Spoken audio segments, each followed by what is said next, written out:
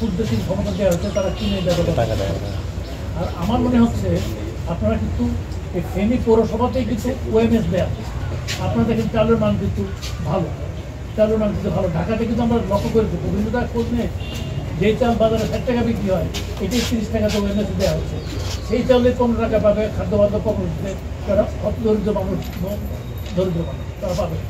এটা খারাপ মানের জিনিস কিন্তু দেওয়া হয় না। এককালে আপনারা বলতে পারবেন না, যারা একটু আমার মতো বয়স্ক কেউই নাই এখানে, যেগুলা আমরা যে রেশনের চাল খেয়েছি আগে গম থাকতো, রান্না করতে এটার মধ্যে চুলার মধ্যে দেখো চুলের মধ্যে এগুলো আপনারা দেখেন নাই, আপনারা ভুলে গেছেন। আগে চাল ইম্পোর্ট করা হতো, এগুলোর মধ্যে অসুবিধা হতো, এখন ওসব দিন চলে গেছে। এখন আমরা মূলত এখন আসছে আমাদের খাদ্য মজুদ আছে 22 লক্ষ মেট্রিক টন, এর মধ্যে 20 লাখ মেট্রিক টনের উপর আছে চাল। আমরা অনেকাংশে নিজেদের চালের উপরে কিন্তু এই করছি, একটা কষ্ট কর্মসূচি থাকে না, আমাদের চাহিদাও প্রচুর, আবার চলে যাবে চাহিদা।